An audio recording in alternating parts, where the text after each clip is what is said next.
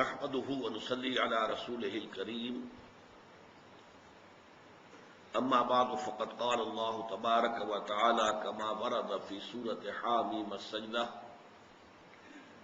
أعوذ بالله من الشيطان الرجيم بسم الله الرحمن الرحيم ومن أحسن قولا ممن دعا إلى الله وعمل صالحا وقال إنني من المسلمين ولا تستوي الحسنة ولا السيئة ادفع بالتي هي أحسن فإذا الذي بينك وبينه عداوة كأنه ولي حميم وما يلقاها إلا الذين صبروا وما يلقاها إلا ذو حظ عظيم وإما ينزغنك من الشيطان نزغ فاستعذ بالله إنه هو السميع العليم صدق الله العظيم رب اشرح لي صدري ويسر لي أمري واحلل عقدة من لساني يفقهوا قولي اللهم ربنا ألهمنا رشدنا وأعذنا من شرور أنفسنا اللهم أرنا الحق حقا وارزقنا اتباعه وأرنا الباطل باطلا وارزقنا اجتنابه آمین یا رب العالمین۔ قرآن حکیم کے متعلق ایک منتخب نصاب کا سلسلے وار درس ان مجالس میں ہو رہا ہے۔ اس نصاب کا جو پہلا حصہ ہے وہ 4 نہایت جامع اسباق پر مشتمل ہے۔ ان میں سے آخری اور چوتھا اس وقت ہمارا زیر مطالعہ ہے۔ اس درس کے 2 حصے کیے جا سکتے ہیں۔ پہلی 3 آیات میں مرتبہ ولایت کا بیان ہے، جو یوں سمجھیے کہ انسان کے اکتساب اور محنت سے حاصل کیے ہوئے مقامات میں سے بلند ترین مقام ہے۔ اس سے اوپر کا مقام نبوت کا ہوتا تھا، لیکن وہ وہبی تھا، کسبی نہیں تھا۔ اپنے ارادے سے، اپنی محنت سے، اپنی مشقت سے، اپنی کوشش سے حاصل نہیں کیا جا سکتا تھا، تو اللہ تعالیٰ جس کو چاہتا تھا دیتا تھا۔ پھر یہ کہ اس سے ایک بلند تر مقام رسالت کا ہے۔ لیکن یہ کہ عام انسانی سطح اور اس کی محنت، اس کی اکتسابی جد و جہد، اس کے ذریعے سے جو مقام بلند ترین حاصل ہو سکتا ہے وہ مرتبہ ولایت ہے۔ تو ہم پڑھ چکے ہیں کہ اللہ تعالیٰ کی ربوبیت پر دل کا ٹھک جانا، ان الذین قالوا ربنا اللہ ثم استقاموا، اطمینان اور چین، اللہ میرا رب ہے، میرا مالک ہے، میرا ہمدرد ہے، میرا بہی خواہ ہے، خیر خواہ ہے، میری بھلائی چاہتا ہے، میرا دوست ہے، میرا پشت پناہ ہے۔ یہ کیفیت جب پیدا ہو جاتی ہے تو ظاہر بات ہے کہ اب اس کے لیے نہ دنیا کی زندگی میں کسی رنج کا کوئی سوال ہے، نہ حزن کا کوئی سوال ہے، نہ خوف کا کوئی سوال ہے۔ تو جیسے کہ سورہ یونس کی آیات میں کہا گیا، الا ان اولیاء اللہ لا خوف علیہم ولا هم یحزنون، اللہ کے اولیاء، اللہ کے ولی، ان کا معاملہ تو یہ ہوتا ہے کہ نہ انہیں کسی شے کا خوف ہوتا ہے اور نہ کوئی حزن۔ وہی بات یہاں آئی، ان الذین قالوا ربنا اللہ ثم استقاموا تتنزل علیہم الملائکۃ الا تخافوا ولا تحزنوا وابشروا بالجنۃ التی کنتم توعدون۔ اس کے بعد جو بھی ان کے مراتب عالیہ ہوں گے جنت میں، ان کا بیان ہے۔ پھر دوسرا حصہ جو اس سبق کا ہے وہ اس پر مشتمل ہے کہ جو شخص اس مرتبے تک پہنچ گیا ہو روحانی اعتبار سے، اب اس کے لیے زندگی میں سب سے بڑی خوشی، سب سے بڑی مسرت اسی شے سے حاصل ہو سکتی ہے کہ وہ اللہ کے بندوں کو اسی راستے پر لے آئے۔ دنیا کی لذتیں، دنیا کی آسائشیں اس کے لیے بے معنی ہوتی ہیں۔ اس کے دل کی کلی اگر کھلتی ہے تو اس سے کہ اللہ کے کچھ بندے اس کے ذریعے سے اللہ سے متعارف ہو جائیں، اللہ کو پہچان لیں، اللہ سے محبت کرنے لگے، اللہ کے ساتھ خلوص و اخلاص کا تعلق قائم کر لیں، اللہ کی بندگی کریں، اللہ کو اپنا مطلوب و مقصود بنا لیں. اس کے لیے دعوت اللہ. ان کی زندگی کے اندر اب اہم ترین چیز جو نظر آئے گی وہ کیا ہے؟ وَمَنْ أَحْسَنُ قَوْلًا مِّمَّنْ دَعَا إِلَى اللَّهِ وَعَمِلَ صَالِحًا وَقَالَ إِنَّنِي مِنَ الْمُسْلِمِينَ. اس شخص سے بہتر بات اور کس کی ہو سکتی ہے؟ زبان تو اللہ نے سب کو دی ہے. بہت سے لوگوں کی زبانیں قینچیوں کی طرح چلتی ہیں. واعظین ہیں، وہ اپنے اسی زبان ترازی اس کے ذریعے سے روزی کماتے ہیں، نذرانے وصول کرتے ہیں. وہ کلا ہے، اچھی اگر پریزنٹیشن کر سکتے ہیں مقدمے کی اسی قوت بیانیہ سے تو ظاہر بات ہے کہ فی پیشی وہ زیادہ معاوضہ حاصل کر سکیں گے. بڑے بڑے ڈیمیگوگس، بڑے بڑے جو عوامی مقرر ہوتے ہیں وہ پھر لیڈر بن جاتے ہیں، پھر وہ ڈکٹیٹر بن جاتے ہیں، جس کی سب سے بڑی مثال جو ہے وہ ہٹلر ہے. تو اس طریقے سے زبان کا استعمال تو لوگوں کے پاس ہے، لیکن اس کا بہترین استعمال کیا ہے؟ اللہ کے بندوں کو اللہ کی طرف بلانا. یہ دعوت اللہ کا موضوع میرا اتنا پسندیدہ تھا کہ جیسے میرے وہ 2 کتابچے ہیں بنیادی ہماری اس دعوت کے اعتبار سے، مسلمانوں پر قرآن مجید کے حقوق اور اسلام کی نشر ثانیہ کرنے کا اصل کام. یہ سن 68 کے یا 67-68 کا دور ہے جس میں کہ میں نے یہ دونوں چیزیں لکھی. اسی زمانے میں میں نے دعوت اللہ کے موضوع پر ایک تقریر کی تھی، اور وہ تقریر پھر کیسٹ سے اتار کر شائع کی گئی. پھر اس کا انگلش ٹرانسلیشن بھی شائع ہوا، کال ٹورڈز اللہ. یہ چیزیں موجود ہیں، آپ حضرات ان کا مطالعہ کریں، غور سے دیکھیں اس میں دعوت اللہ کی شرائط کیا ہیں. یہاں تو صرف 2 بیان ہوئی ہیں. وَمَنْ أَحْسَنُ قَوْلًا مِّمَّنْ دَعَا إِلَى اللَّهِ وَعَمِلَ صَالِحًا. جو بھی اللہ کی طرف دعوت دے رہا ہو اس کا اپنا عمل ستھرا صاف، اس کا کردار جو ہے شفاف ہونا چاہیے، اس کا دامن داغدار نہیں ہونا چاہیے، دھبے نہیں ہونے چاہیے. لوگ جانیں اسے، پہچانے کہ ایک بھلا انسان ہے، نیک انسان ہے، جس بات کی دعوت دے رہا ہے اس پر خود عامل ہے، عمل پیرا ہے. یہ ہے وہ شے کہ جو دعوت کے اندر تاثیر پیدا کرتی ہے. بصورت دیگر کیا ہوتا ہے؟ اگر کوئی بہت ہی گراس ڈسپیرٹی ہے، کہ بہت اونچی باتیں رہا ہے اور اپنے عمل میں بہت ہی نیچے ہے، اگر بہت بڑی جو ہے خلیج قول اور عمل میں حائل ہوگی تو دعوت بدنام ہو جائے گی. نہ صرف یہ کہ وہ مؤثر نہیں ہوگی، وہ ایکسرسائز ان یوٹیلیٹی بن جائے گی، فیوٹیلیٹی بن جائے گی، بلکہ دعوت بدنام ہو جائے گی. یہ ہے 2 انتہائیں جو میں نے بیان کی. البتہ اس میں ایک اندیشہ یہ ہوتا ہے، شیطان یہ پٹی پڑھا سکتا ہے لوگوں کو، ابھی تم کامل نہیں ہو، تم دعوت کا کام مت شروع کرو، دیکھو تمہارے اندر یہ کمی ہے، یہ نقص ہے، یہ کوتاہی ہے. اب ظاہر بات ہے کوئی بھی انسان سوائے نبیوں کے کامل تو نہیں ہوتا، کہیں نہ کہیں کوئی خطا، کہیں نہ کہیں کوئی انگلی دھرنے کی جگہ تو نکل ہی آئے گی. بلکہ اس کو تو ایسا کہتے ہیں، میں مثال دیا کرتا تھا کہ جیسے پیاز کو ایک چھلکا اتاریے تو آگے پھر چھلکا ہی ہے، یہ چھلکوں ہی کا مجموعہ ہے. پیاز کسے کہتے ہیں؟ اب اگر فرض کیجئے کہ آپ کو اپنے کچھ برائیوں کا احساس ہو گیا، آپ نے وہ برائیاں دور کر لی، گویا کہ چھلکا اتر گیا. اب اگلا چھلکا جو اس پر آپ کو کوئی داغ نظر آ جائیں گے.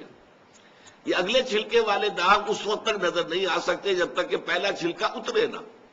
پہلا چھلکا اترے گا تو دوسرے چھلکے کے داغ نظر آئیں گے، دوسرا اترے گا تو تیسرے کے داغ نظر آئیں گے، اور یہ سلسلہ کبھی ختم ہونے والا نہیں ہے. کوئی انسان کامل نہیں ہو سکتا. لہذا اس کی وجہ سے دعوت سے بالکل انسان کنارہ کش رہے، یہ درست نہیں ہے. اس سے تو گویا کہ شر کو فائدہ ہوا، شیطان کو فائدہ ہوا اور نقصان دین کا ہوا. تو انسان کام کرے، دعوت دیتا رہے، اور اس میں یہ البتہ ضرور کہ اپنا جائزہ لیتا رہے، سیلف سینسر، خود اپنے آپ کو سینسر کرے کہ میں کیا کر رہا ہوں. اور اس میں ایک فائدہ بھی ہو سکتا ہے کہ آٹو سجیشن کی بات ہو سکتی ہے کہ جب میں کہہ رہا ہوں لوگوں سے یہ کرو یہ کرو یہ کرو تو اس کا مجھ پر ایک اثر ہوگا کہ تم بھی کرو بھائی، تم اس کے اندر بسم اللہ کرو، تمہاری دعوت بھی مؤثر ہوگی تو اسی شکل میں ہوگی. لہذا ان دونوں انتہاؤں کے بین بین چلنے کی ضرورت ہے. نہ تو یہ ہو کہ صرف اس وجہ سے کہ میں تو ابھی کامل نہیں ہوں، اگر دعوت کے کام سے دستکش رہے انسان تو ظاہر بات ہے کہ نقصان دین کا ہوا اور وہ جو شیطان کا فائدہ ہوا. البتہ یہ بھی ہے کہ بہت زیادہ ڈسپیرٹی نہ ہو، بہت بڑی خلیج حائل نہیں ہونی چاہیے. چھوٹے موٹے گناہ، چھوٹی موٹی خامیاں، اس پر بھی اگر کوئی توجہ دلائے کہ بھائی دیکھو تمہارے اندر یہ خامی ہے تو اس کا شکریہ ادا کریں. حدیث میں جو الفاظ آتے ہیں المسلم مرآۃ المسلم، ایک مسلمان دوسرے مسلمان کے لیے آئینہ ہے. کیا مانی؟ آپ آئینے میں اپنا چہرہ دیکھتے ہیں، نظر آتا ہے یہاں کوئی داغ لگا ہوا ہے، کیا چیز ہے، اس کو میں صاف کروں. یہ جو چہرے کا داغ ہے آئینے سے نظر آیا نا آپ کو، ورنہ آپ کو نظر نہیں آتا کہ کیا ہے. اس پہلو سے ایک مسلمان کو دوسرے مسلمان کے لیے آئینہ بن جانا چاہیے کہ اس کی خامیوں میں، اس کے خطاؤں میں اس کو متنبہ کرے، اس کو بتائے، لیکن بتائے دل جوئی کے ساتھ، نرمی کے ساتھ، اور معلوم ہو کہ یہ شخص جو ہے وہ خیر خواہی کے تحت یہ بات کہہ رہا ہے، صرف اپنی دھونس جمانے کے لیے نہیں کہہ رہا ہے، اپنے زہد کا جو ہے وہ سکہ جمانے کے لیے نہیں کہہ رہا ہے، انداز تحقیر کا نہ ہو کہ تمہارے اندر یہ خرابی ہے دیکھو، نہیں، بلکہ ہمدردی کا ہو، دل سوزی کا ہو، خلوص اور اخلاص کا ہو. بہرحال یہ ومن احسن من قولا ممن دعا الی اللہ وعمل صالحا. اور تیسری چیز وقال اننی من المسلمین، اور وہ یہ کہے کہ میں بھی مسلمانوں میں سے ہوں. یعنی میں اپنے آپ کو کوئی شے دیگر نہیں سمجھتا، میں کوئی بالا تر شخصیت اپنے آپ کو نہیں سمجھتا، میں بھی عام مسلمان ہوں جیسے کہ اور مسلمان ہوں. اس میں ایک تو تواضع کا پہلو ہے، یہ نہ ہو کہ تکبر پیدا ہو جائے. اگر آپ دعوت اللہ کے منصب پر اللہ نے آپ کو فائز کر دیا ہے، آپ اس کام میں لگے ہوئے ہیں، تو تواضع پیدا ہو جانی چاہیے، اپنی خامیاں نظر آنی چاہیے، اور اس کے پیش نظر طبیعت کے اندر بجائے تکبر کے، بجائے فخر کے، بجائے اکڑ کے، الٹا تواضع، جھکاؤ پیدا ہونا چاہیے، عاجزی اور تذلل پیدا ہونی چاہیے. جیسے کہ میں نے بتایا تھا، شیخ سعدی کہتے ہیں کہ پھلدار درخت جب جیسے آم کا درخت ہے یا کوئی اور سنترے کا درخت ہے، تو جب پھل لگتا ہے تو شاخیں جھک جاتی ہیں. ایسے ہی انسان کی شخصیت میں اگر اچھے اعمال، اچھے کردار، اچھے اخلاق اگر اس کے پھل لگے تو شاخوں کو جھکنا چاہیے. وقال اننی من المسلمین میں ایک بات اور بھی ہے، اور وہ یہ ہے کہ کوئی نیا تفرقہ نہ پیدا کرے. میں بھی مسلمانوں میں سے ہوں، ہم مسلمان ہیں، ہم سب کے سب مسلمانوں میں سے ہیں. اس معنی کے اندر یہ نہ ہو کہ نہیں ہمارا ایک علیحدہ نشان ہے، ہمارا علیحدہ ایک شعار ہے، ہم اپنے آپ کو ان چیزوں کی بنا پر ممیز کر دیں گے. یہ مسجد ہماری ہے، یہاں کوئی نہ آئے، وہاں لکھ دیا جائے مسجد فلاں ہے، تاکہ دوسرے لوگ جو ہے وہ اس کے اندر پھر داخل ہی نہ ہو. یہ چیزیں جو ہے تفرقہ، اس کی نفی ہے. وقال اننی من المسلمین. اب جیسا کہ ہم دیکھتے آئے ہیں سورۃ العصر سے، جب سے ہم نے مطالعہ شروع کیا ہے اس منتخب نصاب کا، جب بھی دعوت الی الخیر آئے گی اس کے لیے اس کی مخالفت ہوگی اور اس کے راستے میں مزاحمت ہوگی. چنانچہ جب آپ اللہ کی طرف بلائیں گے تو جن لوگوں نے اپنی خدائی کا سکہ دنیا میں چلا رکھا ہے، کوئی فرعون ہے اور وہ کہتا ہے انا ربکم الاعلی، کوئی نمرود ہے وہ کہتا ہے میں رب ہوں، یا یہ کہ کوئی اور ڈکٹیٹر ہے وہ سمجھتا ہے کہ میرے ہاتھ میں اختیار مطلق ہے، ظاہر بات ہے انہیں تو پسند نہیں آئے گا. وہ بادشاہ ہے، مالک الملک بن کر بیٹھا ہوا ہے، جس کی زبان سے نکلا ہوا ہر لفظ قانون بن جاتا ہے. وہ کیسے پسند کریں گے کہ دعوت اللہ، اللہ خدا واحد کی دعوت ہو. اسی کی جیسا کہ میں نے پرسوں کے جمعے میں بیان کیا تھا کہ اس توحید دعوت اللہ جو ہے اس کی 3 کورونریز ہے انتہائی انقلابی. سب سے پہلی بات یہ کہ حاکم صرف اللہ ہے، کسی اور کو حاکمیت کا حق حاصل نہیں ہے. ان الحکم الا للہ امر اللہ تعبدوا الا ایاہ ذالک الدین القیم ولا یشرک فی حکمہ احدا. تو مثبت پہلو میں بھی منفی میں بھی حکم کا اختیار، حاکمیت کا حق اللہ کے سوا کسی کو نہیں، اور وہ کسی کو اپنے اس حق میں شریک کرنے کو تیار نہیں. انسان کے لیے کیا ہے؟ خلافت ہے. اب جنہوں نے اپنی حاکمیت کے تخت جما رکھے ہیں انہیں یہ دعوت کیسے پسند آئے گی؟ اسی طرح اسی نقطۂ توحید کا جیسا کہ میں نے وہ شعر بھی سنایا تھا علامہ اقبال کا کہ زندہ قوت تھی زمانے میں یہ توحید کبھی تھی آج نہیں رہی. زندہ قوت تھی زمانے میں یہ توحید کبھی، اور اب کیا ہے؟ فقط ایک مسئلہ ہے علم کلام کا ایک مسئلہ بن گیا ہے. ہے صفات ذات حق، حق سے جدا یا عین ذات، امت مرحوم کی ہے کس عقیدے میں نجات، اب یہ ہے بحثیں چل رہی ہیں۔ یہ بحثیں جو بالکل دور ازکار ہیں، جن کا کوئی تعلق جو ہے انسان کی عملی زندگی سے نہیں ہے۔ عملی زندگی سے دوسرا تعلق کیا ہے؟ مالک حقیقی ہر شے کا صرف اللہ ہے۔ للہ ما فی السماوات و ما فی الارض، یہ الفاظ تو اتنی مرتبہ آئے ہیں کہ گنتی نہیں کی جا سکتی۔ اس کے معنی کیا ہوئے؟ ملکیت تامہ، مکمل ملکیت، مخلوق میں سے کسی کو کسی شے کی حاصل نہیں۔ ہاں، مخلوق کے لیے امانت ہے، ای امانت چند روزہ نزد ماست، در حقیقت مالک ہر شے خداست۔ اب نوٹ کیجئے، یہ ملکیت انسانی کی نفی، یہ کسی 20ویں صدی عیسوی کے کمیونسٹ شاعر کا یہ شعر نہیں ہے جو میں نے آپ کو سنایا، یہ 800 برس قبل کے شیخ سعدی کا شعر ہے۔ ای امانت چند روزہ نزد ماست، اگر میرا مکان ہے تو یہ میری ملکیت نہیں ہے، یہ اللہ تعالیٰ کی ملکیت ہے، میرے پاس امانت ہے۔ مکان تو دور رہا، میرا یہ ہاتھ جو ہے یہ اللہ کی ملکیت ہے، میرے پاس امانت ہے۔ امانت کو میں اصل مالک کی مرضی کے مطابق استعمال کر سکتا ہوں، اس کی مرضی کے خلاف اگر استعمال کروں گا خیانت ہو جائے گی۔ اور تیسرے یہ کہ اللہ تعالیٰ ہی نے تمام انسانوں کو پیدا کیا تو تمام انسان برابر ہیں، پیدائشی طور پر نہ کوئی اونچا ہے نہ نیچا ہے، نہ گھٹیا ہے نہ بڑھیا ہے، نہ اعلیٰ ہے نہ ادنا ہے، کوئی نہیں، سب انسان برابر ہیں۔ لا فضل لعربی علی عجمی ولا لعجمی علی عربی ولا لأحمر علی اسود ولا لأسود علی احمر الا بالتقوی، کسی عربی کو کسی اجمی پر کوئی فضیلت نہیں، کسی عجمی کو کسی عربی پر کوئی فضیلت نہیں، کسی گورے کو کسی کالے پر کوئی فضیلت نہیں، کسی کالے کو کسی گورے پر کوئی فضیلت نہیں، فضیلت کا معیار صرف تقویٰ ہے۔ تو یہ ہے در حقیقت وہ معیارات۔ یہ دعوت جب بھی سامنے آئے گی مزاحمت ہوگی، لوگ مقابلہ کریں گے، جن کے ویسٹڈ انٹرسٹ ہیں، جنہوں نے اپنے نظام بنا رکھے ہیں، سرمایہ دارانہ نظام ہے، ہیوز اور ہیو ناٹس کے اندر معاشرہ تقسیم ہو چکا ہے، استبدادی نظام ہے، آپریسرز دی آپریسڈ، جو مستضعفین اور مستکبرین کے مابین معاشرہ منقسم ہے۔ وہ مستکبرین کبھی پسند نہیں کریں گے اس دعوت کو، وہ جنہوں نے اپنی خدائی کے تحت جمع رکھے ہیں، ڈیوائن رائٹس آف کنگز، بادشاہوں کے اختیارات تو جو ہے خدائی اختیارات ہیں۔ یہ باقاعدہ فلسفہ رہا ہے پورے یورپ کی تاریخ کے اندر۔ ہندوستان میں بھی یہ بادشاہ لوگ کون ہوتے تھے؟ یہ سورج بنسی خاندان کے ہیں، یہ چندر بنسی خاندان کے ہیں، یعنی یہ در حقیقت دیوتاؤں کی نسل سے ہیں، یہ تو مقدس لوگ ہیں، ان کے اختیارات کو چیلنج نہیں کیا جا سکتا، ان کے مقابلے میں کھڑا نہیں ہوا جا سکتا۔ چندر بنسی سورج بنسی خاندان کے لوگ ہیں جو یہاں حکومت پر کر رہے ہیں، ان کا حق ہے حکومت کرنا۔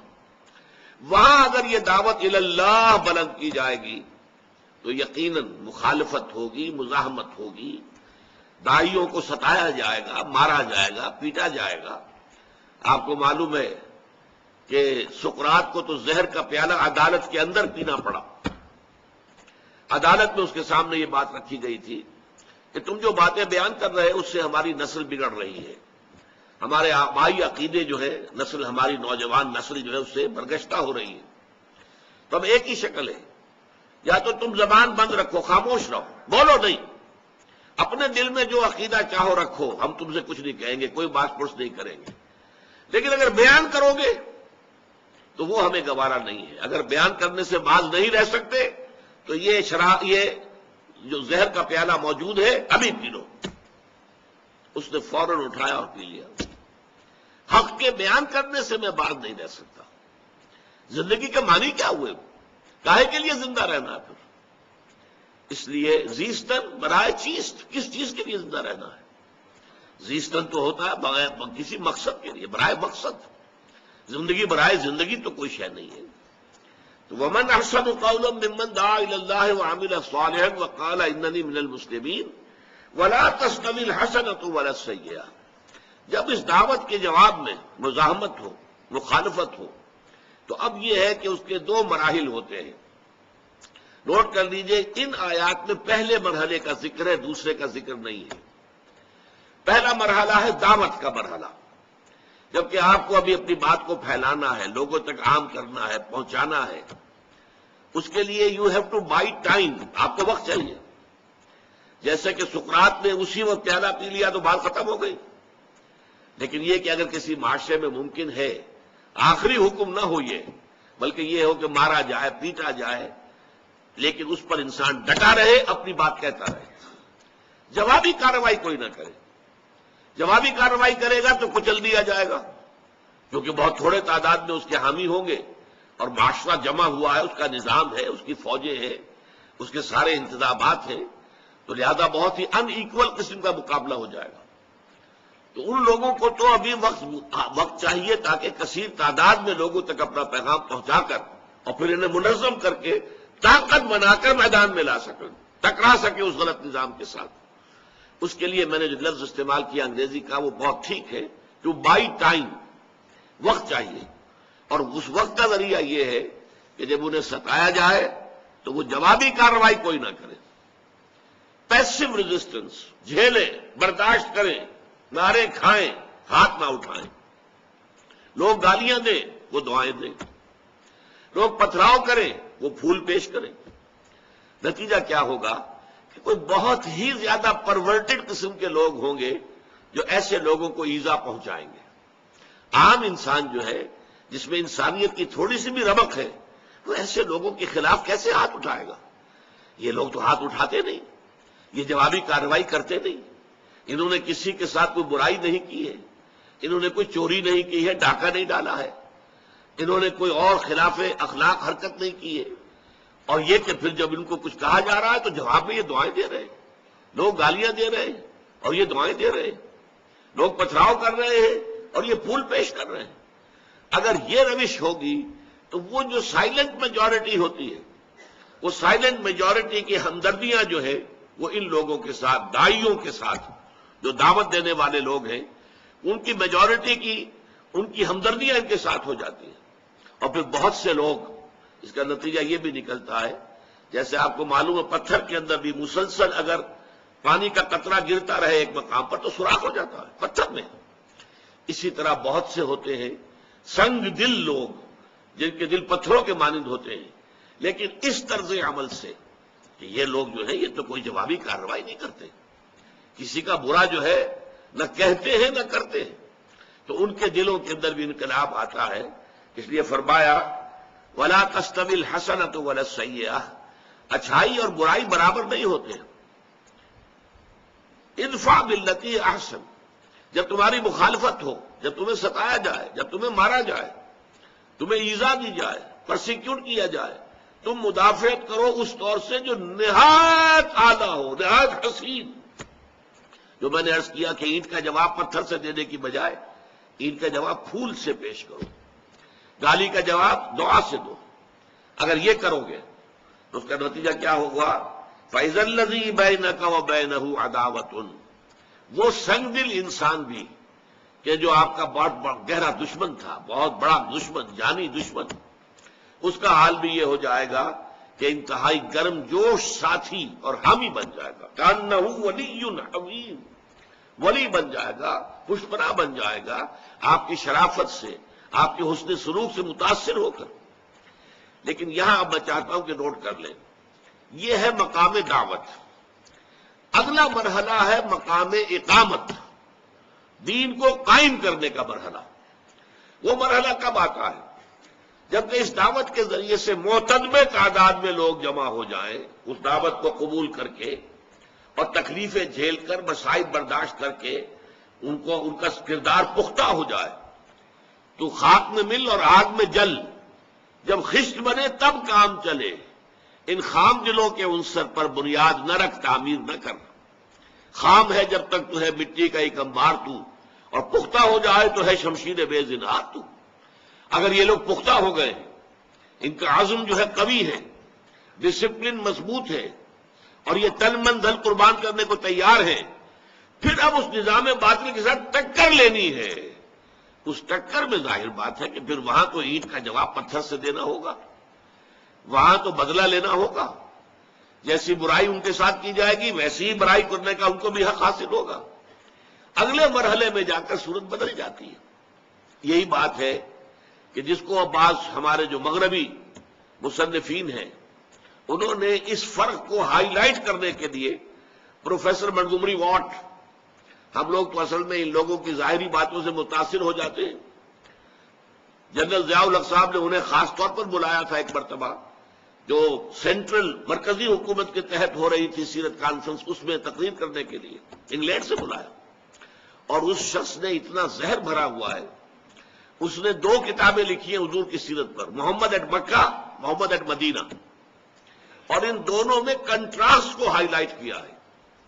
مکے میں تو محمد جو ہے صلی اللہ علیہ وسلم، ان کا حکم یہ تھا کہ چاہے تمہارے ٹکڑے کر دیے جائیں تم ہاتھ نہیں اٹھاؤ گے۔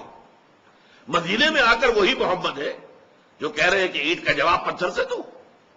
تضاد ہو گیا کہ نہیں ہو گیا؟ یہ تضاد در حقیقت ہے تضاد، لیکن یہ تضاد ایک انقلابی عمل کے 2 مراحل کا ہے، ایک مرحلہ دعوت کا ہے، اس وقت جو ہے وہی شکل بہتر تھی اور اسی کو اختیار کیا گیا۔ بلکہ یہ بات ٹوائنبی نے کہی ہے، ٹوائنبی چونکہ اس دور میں فلسفی آف ہسٹری کا سب سے بڑا یہ سمجھیے کہ اتھارٹی سمجھا جاتا ہے، اس نے کہا Muhammad failed as a prophet but succeeded as a statesman مین۔ مکے میں وہ کہتا ہے کہ محمد چاہے نبی تھے یا نہیں تھے، کیونکہ وہ تو نہیں مانتا نبی، لیکن ان کا انداز نبیوں کا سا تھا، جیسا عیسیٰ تعلیم دیتے تھے، گلیوں میں پھرتے تھے، لوگوں کو اپنی بات پہنچاتے تھے، حضرت یحییٰ تھے، ایسا ہی نقشہ مکے کے اندر محمد کا بھی تھا صلی اللہ علیہ وسلم۔ وہاں تو وہ ناکام ہو گئے، وہاں سے تو انہیں جان بچا کر ان کے نزدیک بھاگنا پڑا، وہ اسے کہتے ہیں فرار، فلائٹ فرام مکہ۔ نو، ہمارے نزدیک یہ آلٹرنیٹ بیس کے لیے یہ ہجرت تھی۔ بہرحال مدینے میں آ کر محمد جو ایک اسٹیٹس مین کی حیثیت سے، ایک بڑے سیاستدان کی حیثیت سے، ایک بڑے حاکم اور ایک سپہ سالار کی حیثیت سے سامنے آتے ہیں، دیر ہی سکسیڈڈ، وہاں کامیاب ہو گئے۔ تو یہ زہر در حقیقت جو ہے اس کو یوں سمجھ لیجئے، انقلابی عمل اگر آپ سمجھیں، میری کتاب جو ہے منہج انقلاب نبوی صاحب صلاۃ والسلام، اس کا مطالعہ کیجئے تو معلوم ہوگا کہ یہ ایک ہی پروسیس کے مختلف مراحل ہیں۔ ایک مرحلے پر جھک کر صلح کرنا مناسب تھا، صلح حدیبیہ میں جھک کر صلح کی ہے۔ اگلے مرحلے میں صلح کا کوئی فائدہ نہیں تھا، بلکہ صلح کا مطلب یہ ہوتا کہ کفر کو آپ فریش لیز آف ایگزسٹنس دے دیں۔ حضور کے علم میں تھا کہ مکے والوں کے اندر اب مقابلے کی تاب نہیں ہے، ہمت نہیں ہے، تو صلح کا مطلب یہ تھا کہ خامخواہ شرک کو مزید مہلت دی جائے۔ آپ نے صلح نہیں کی، حالانکہ ابو سفیان چل کر آیا ہے اور آ کر وہ سفارشیں بھی جو ہے وہ ڈلوا رہا ہے، حضور نہیں سن رہے۔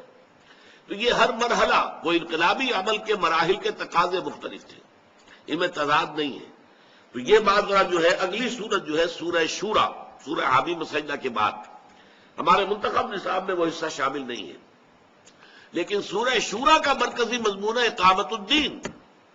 شرع لکم من الدین ما وصی بہ نوحا والذی اوحینا الیک وما وصینا بہ ابراہیم وموسیٰ وعیسیٰ ان اقیموا الدین ولا تتفرقوا فیہ۔ اے مسلمانوں، دین تو تمہارے لیے بھی وہی ہے جو ہم نے نوح کو دیا تھا، ابراہیم کو دیا، موسیٰ کو دیا، عیسیٰ کو دیا، لیکن تم پر وہ دین کامل کر دیا گیا۔ الیوم اکملت لکم دینکم واتممت علیکم نعمتی ورضیت لکم الاسلام دینا۔ اب تمہارا فرض ہے اسے قائم کرو، نافذ کرو۔ یہ اقامت دین کی صورت ہے سورہ شورا۔ اس میں فرمایا گیا ہے والذین اذا اصابہم البغی ہم ینتصرون۔ یہاں مقام مدح میں اہل ایمان کی وہ لوگ جن پر جب کوئی زیادتی کی جاتی ہے تو وہ بدلہ لیتے ہیں۔ اب دیکھیے یہاں کا اور وہاں کا کنٹراسٹ آ گیا۔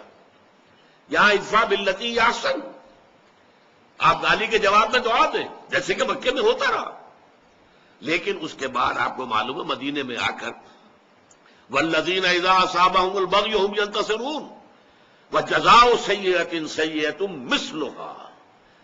بدی کا، برائی کا بدلہ ویسی ہی برائی ہے جیسا وہ تمہارے ساتھ کرتے ہیں۔ جیسے ایک اور مقام پر آیا ہے اخرجوہم من حیث اخرجوکم، نکالو ان مشرکوں کو وہاں سے جہاں سے کہ انہوں نے تمہیں نکالا ہے۔ یہ جو ہے اینٹ کا جواب پتھر، ترکی بترکی جواب، یہ ہے در حقیقت اقامت دین کی جد و جہد۔ تو یہ میں نے آپ کے سامنے بیان کر دیا کہ یہاں جو کچھ بیان ہو رہا ہے وہ در حقیقت مقام دعوت کے حوالے سے ہے۔ جب مرتبہ اقامت میں بات آتی ہے تو پھر وہاں پر بدلہ، انتقام، اسی لیے وہاں پر تو کھل کر کہا گیا ہے وَلَمَنِ انتَصَرَ بَعْدَ ظُلْمِهِ فَأُولَٰئِكَ مَا عَلَيْهِم مِّن سَبِيلٍ، جو کوئی بدلہ لیتا ہے اس کے بعد کہ اس پر ظلم کیا گیا ہو تو اس کو کوئی ملامت نہیں کی جا سکتی، بدلہ لینا اس کا حق ہے۔ لیکن یہ ہے مرتبہ دعوت، وَمَنْ أَحْسَنُ قَوْلًا مِّمَّنْ دَعَا إِلَى اللَّهِ وَعَمِلَ صَالِحًا وَقَالَ إِنَّنِي مِنَ الْمُسْلِمِينَ وَلَا تَسْتَوِي الْحَسَنَةُ وَلَا السَّيِّئَةُ ادْفَعْ بِالَّتِي هِيَ أَحْسَنُ فَإِذَا الَّذِي بَيْنَكَ وَبَيْنَهُ عَدَاوَةٌ كَأَنَّهُ وَلِيٌّ حَمِيمٌ وَمَا يُلَقَّاهَا إِلَّا الَّذِينَ صَبَرُوا وَمَا يُلَقَّاهَا إِلَّا ذُو حَظٍّ عَظِيمٍ۔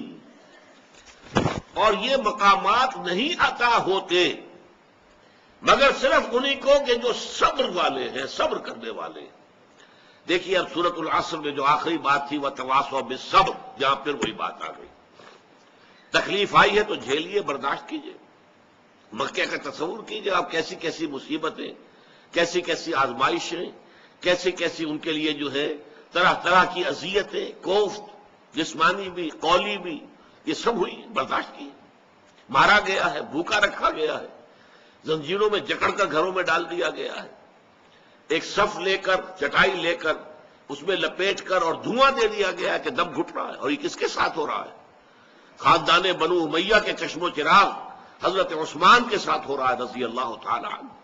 یعنی عام غلاموں کے ساتھ جو کچھ ہو رہا تھا اس کا آپ کیا تصور کر سکتے ہیں؟ یہ جب اونچے گھرانوں کے نوجوانوں کے ساتھ یہ سلوک ہو رہا تھا، جس کی وجہ سے حضرت عثمان رضی اللہ تعالیٰ عنہ نے ہجرت کی ہے، ہجرت حبشہ، اور ان کے ساتھ حضور کی صاحبزادی جو حضرت عثمان کی اہلیہ تھی وہ بھی ساتھ گئی۔ تو فرمایا وَمَا يُلَقَّاهَا إِلَّا الَّذِينَ صَبَرُوا، نہیں دیے جاتے یہ مقامات بلند مگر انہی کو جو صبر کرنے والے ہیں۔ وَمَا يُلَقَّاهَا إِلَّا ذُو حَظٍّ عَظِيمٍ، اور نہیں دیے جاتے یہ مقامات اور یہ مراتب عالیہ۔ میں نے عرض کیا تھا نا کہ یہ مقام بلند ترین مقام جو ہے انسان کے لیے کسبی اعتبار سے، اپنی محنت سے، اپنی کوشش سے جو بلند ترین مقام انسان حاصل کر سکتا ہے وہ ان 7 آیات میں بیان ہوا ہے۔ پہلے 3 آیات میں مرتبہ ولایت، اور باقی 4 آیات میں اب اللہ کی طرف لوگوں کو بلانا اور اس کے تقاضے اور اس کا طرز عمل۔ وَمَا يُلَقَّاهَا إِلَّا الَّذِينَ صَبَرُوا وَمَا يُلَقَّاهَا إِلَّا ذُو حَظٍّ عَظِيمٍ، نہیں دیے جاتے یہ مقامات مگر انہی کو کہ جو بہت نصیب والے ہیں۔ حظ اردو میں بھی استعمال ہوتا ہے، حصہ، نصیب، حظ، تو حظ عظیم، جو بہت بڑے نصیب والے ہیں، بہت خوش قسمت لوگ ہیں، یہ مقامات بلند جو ہیں، یہ مرتبہ بلند ملا جس کو مل گیا، ہر مدعی کے واسطے دار و رسم کہاں۔ یہ مقامات جو ہے یہ در حقیقت بہت ہی صاحب نصیب اور صاحب قسمت لوگوں کے حق میں آنے والے ہیں۔ یہ یلقاہا جو ہے یہ فعل مجہول ہے، نہیں دیے جاتے یہ مراتب۔ اگرچہ عام طور پہ ترجمہ اگر آپ دیکھیں گے تو یہاں فعل معروف کے اندر ہی اس کا جو ہے ترجمہ کر دیا گیا ہے، نہیں حاصل کر سکتے ان مقامات عالیہ کو، ان بلند مراتب کو مگر وہی لوگ کہ جو صبر کرنے والے ہیں، اور نہیں حاصل کر سکتے ان مقامات بلند کو مگر وہ کہ جو بہت بڑے نصیب والے ہیں۔ اب آخر میں فرمایا وَإِمَّا يَنزَغَنَّكَ مِنَ الشَّيْطَانِ نَزْغٌ فَاسْتَعِذْ بِاللَّهِ، اور اگر کبھی تمہیں کوئی اکساہٹ ہو ہی جائے، شیطان جو ہے تمہارے اندر وسوسہ اندازی کر کے تمہارے اندر غصے کی کیفیت پیدا کر دے، ظاہر بات ہے انسان ہے، آپ نے 10 مرتبہ لوگوں کی بری باتیں سنی اور خاموش رہے، یا اچھی بات میں جواب دیا، انہیں دعائیں دی، 11ویں مرتبہ ہو سکتا ہے کہ آپ کو غصہ آ جائے۔ لیکن یہ غصہ اگر آیا ہے، جان لو مقام دعوت میں اگر یہ غصہ آیا ہے، یہ شیطان کی طرف سے وسوسہ ہے۔ یہ نزغ کے لفظ کو پہچان لیجئے، عربی میں ایک بڑا اس اعتبار سے بڑا خوبصورت معاملہ ہے، نزع عین کے ساتھ۔ نزع کے معنی کسی سے کوئی چیز کھینچ لینا، اسی لیے ہم کہتے ہیں عالم نزع میں تھا، جبکہ جان جو ہے کسی انسان کی کھینچی جا رہی ہے تو عالم نزع میں ہے۔ اور اس کے برعکس عین کے اوپر نقطہ لگ گیا، نزع کی بجائے نزغ بن گیا غین کے ساتھ.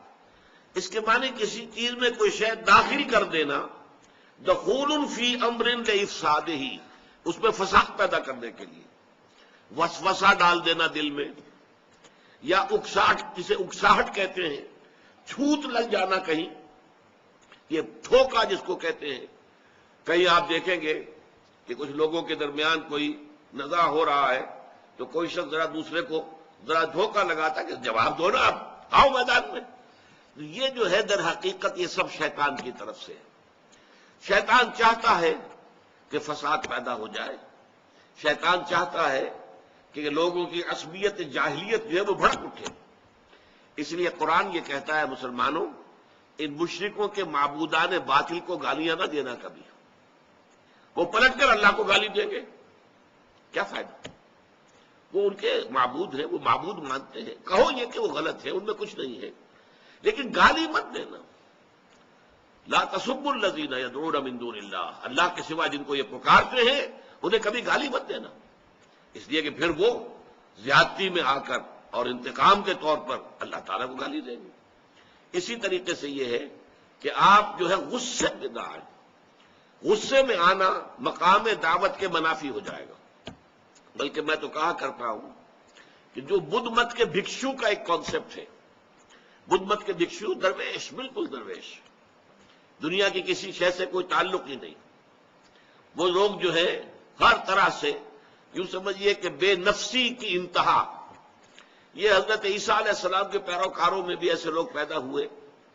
بہت سے لوگ جو ہے غلط راستوں پر بھی پڑ گئے، لیکن بہت سے لوگ بڑے خالص رہبانیت والا معاملہ انہوں نے اختیار کیا تو انہوں نے واقعتاً اس کو پھر پورا نبھایا بھی ہے. ایسے لوگ بھی دنیا میں گزرے ہیں، نبھایا ہے. اسی طرح بدھ مت کے بھکشیوں نے. تبھی یہ دعوت اتنی پھیلی ہے دنیا کے اندر. گوتم بدھ کی دعوت کہاں سے کہاں پہنچ گئی، کہاں ہندوستان اور کہاں سارا فار ایسٹ جو ہے چائنا، یہ سب کے سب گوتم بدھ کے ماننے والے. بلکہ ہندوستان سے تو گوتم بدھ کے مذہب کو نکال ہی دیا گیا، وجود ہی نہیں ہے، سارا کا سارا بیرون ہند ہے. تو یہ ساری چیزیں جو ہے یہ درویشی، اس درویشی کے اندر یہ خیر ہے، اس کے اندر یہ تاثیر ہے، اس سے لوگ جو ہے اثر پکڑتے ہیں. فَإِذَا الَّذِي بَيْنَكَ وَبَيْنَهُ عَدَاوَةٌ كَأَنَّهُ وَلِيٌّ حَمِيمٌ. یہ واقعہ ہے، یہ شاعری نہیں ہے، یہ حقیقت ہے، اس کے نتائج نکلتے ہیں. لیکن اگر تمہیں کبھی کسی وقت کوئی اکساہٹ محسوس ہو، تمہیں طیش آنے لگے، غصے کے آثار تمہیں اپنے اندر محسوس ہوں، اما ينزغنک من الشیطان نزغ، تو یہ شیطان کا نزغ ہوگا، یہ شیطان کا وسوسہ ہوگا، یہ شیطان کی طرف سے اکساہٹ ہوگی. فاستعذ باللہ، فوراً اللہ کی پناہ میں آ جاؤ، فوراً کہو اعوذ باللہ من الشیطان الرجیم. شیطان رجیم، شیطان مردود کی اس اکساہٹ سے، اس کی وسوسہ اندازی سے میں اللہ تعالیٰ کی پناہ میں آتا ہوں. اس کے اندر بھی در حقیقت بہت عجز اور تذلل کا معاملہ ہے. انسان بلند سے بلند مقام پر پہنچ کر بھی یہ نہ سمجھے کہ میں تو بس کامل ہو گیا، مجھ پر شیطان کا کوئی وار کارگر ہو ہی نہیں سکتا. بعض مواقع پر حضور کو بھی غصہ آ گیا ہے. یہ آخر آپ کے ساتھ طبع بشری جو ہے وہ تو لگی ہوئی تھی.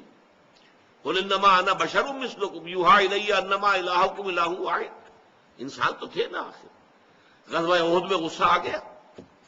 غزوہ احد میں جب آپ کا خون کا فوارہ چھوٹا ہے اور آپ بے ہوش ہوئے ہیں، ہوش میں آئے ہیں، تو آپ نے کہا کیف یہدی اللہ قوما خضبوا وجہ نبیہم بالدم. اللہ ایسے لوگوں کو کیسے ہدایت دے گا جنہوں نے اپنے نبی کے چہرے کو خون سے رنگ دیا.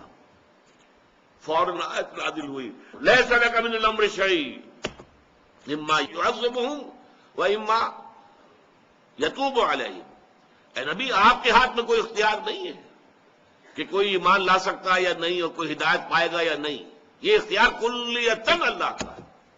اللہ چاہے گا تو انہیں عذاب دے گا. یقیناً انہوں نے زیادتی کی ہے، یہ ظالم ہے، یہ مشرک ہے، انہوں نے نقصان پہنچایا ہے، تکلیفیں پہنچائی ہیں، یہ مستحق سزا کے. اللہ چاہے گا تو سزا دے گا، لیکن اللہ چاہے گا توبہ کی توفیق عطا کر دے گا.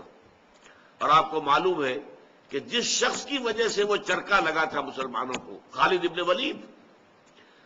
ابن ولید تھے کہ جو اس وقت جو کفار کا مشرکین کا جو رسالہ تھا کیولری اس کے کمانڈر تھے. انہوں نے دیکھ لیا کہ غلطی کی ہے ان مسلمانوں نے. تیر اندازوں کو جنہیں حضور نے ایک درے کے اوپر مقرر کر دیا تھا 50 کہ یہاں سے کبھی نہ ہلنا.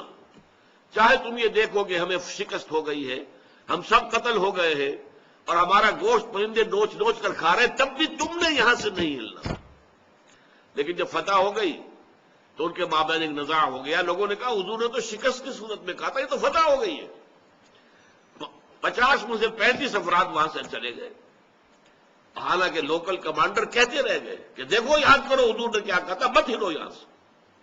تو اگرچہ انہوں نے حضور کی بات کی تعویل کر دی تھی, میں تسلیم کرتا ہوں کہ حضور نے شکست کی صورت میں کہا تھا, لیکن لوکل کمانڈر کا حکم ماننا بھی تو لازم تھا کہ نہیں. ان کی حکم عدولی کی اور وہ قابی نگاہ خالد ابن ولید کی. اس نے دیکھ لیا کہ وہ اب درہ خالی ہے, مسلمانوں پر پیچھے سے حملہ کیا جا سکتا ہے. پورے کوہ احد کا چکر لگا کر پیچھے سے آ کر, اور کیولری کا حملہ, جبکہ لوگوں کا رخ بھی دوسری طرف ہو. ورنہ آپ کو معلوم ہے کیولری کا مقابلہ بھی کیا جاتا ہے, نیزے جو ہے تان دیے جائے, گھوڑوں کی گردنوں کے اندر سواروں کو نیزوں میں پرو لیا جائے, لیکن ان کا تو رخ تھا ادھر. کفار کا لشکر بھاگ رہا تھا, وہ تعاقب کر رہے تھے. پیچھے سے کیولری کا حملہ ہوا ہے. جو ہوا ہے وہ آپ کو معلوم ہے. 70 صحابہ شہید ہوئے, حضور زخمی ہوئے, بے ہوش ہوئے, بہت زیادہ خون جانے کے باعث, اور خبر اڑ گئی کہ حضور شہید ہو گئے. معاذ اللہ. یہ سارے حالات ہوئے ہیں کیوں؟ وہ شیطان کا ایک ٹھوکا. فرمایا وَإِمَّا يَنزَغَنَّكَ مِنَ الشَّيْطَانِ نَزْغٌ فَاسْتَعِذْ بِاللَّهِ. فوراً اللہ کی پناہ میں آ جاؤ. کبھی یہ نہ سمجھنا کہ تم شیطان سے بالکل محفوظ ہو, مامون ہو, مسعون ہو. نہیں, شیطان کو یہ اللہ تعالیٰ نے چھوٹ دے رکھی ہے, قیامت تک کے لیے دے رکھی ہے. الذی یوسوس فی صدور الناس من الجنۃ والناس. یہ اللہ تعالیٰ کی طرف سے اسے اختیار ہے. وہ کسی کو غلط بات پر مجبور نہیں کر سکتا, لیکن کسی انسان کے اندر اس کے جو سفلی جذبات ہیں ان کو بھڑکانے کا اسے اختیار حاصل ہے. وہ پھونکے مارتا ہے. حدیث میں آتا ہے کہ وہ انسان کے دل پر اپنی تھوتنی جما لیتا ہے. جیسے یہ سور کا منہ ہوتا ہے, اسے ہم تھوتنی کہتے ہیں, اسی طرح شیطان کی وہ تھوتنی ہوتی ہے. وہ جو ہے وہ غافل دل جو ہے جس میں اللہ تعالیٰ کی یاد نہیں ہے, اس پر وہ اپنی تھوتنی جما کر پھونکے مارنا شروع کرتا ہے, تاکہ وہ جو نفس کے تقاضے ہیں, نفس امارہ, ان النفس لامارۃ بالسوء, وہ بھڑک اٹھے, مشتعل ہو جائے. تو جب بھی یہ کیفیت محسوس کرو فاستعذ باللہ, تو اللہ تعالیٰ کی پناہ طلب کرو. انہ هو السمیع العلیم, یقیناً وہ سب کچھ سننے والا اور سب کچھ جاننے والا ہے. یہ آیت قرآن مجید میں سورہ اعراف میں بھی آئی ہے. وَإِمَّا يَنزَغَنَّكَ مِنَ الشَّيْطَانِ نَزْغٌ فَاسْتَعِذْ بِاللَّهِ. یہاں تک تو بین ہی یہی الفاظ ہیں. البتہ اس کے بعد ہے انہ سمیع علیم, نکرہ کی شکل میں صفات کی صورت میں آیا ہے. یہاں انہ هو السمیع العلیم, اس لیے کہ صرف وہی ہے جو سب کچھ سننے والا اور سب کچھ جاننے والا ہے. بارک اللہ لی ولکم فی القرآن العظیم ونفعنی وإیاکم بالآیات والذکر الحکیم.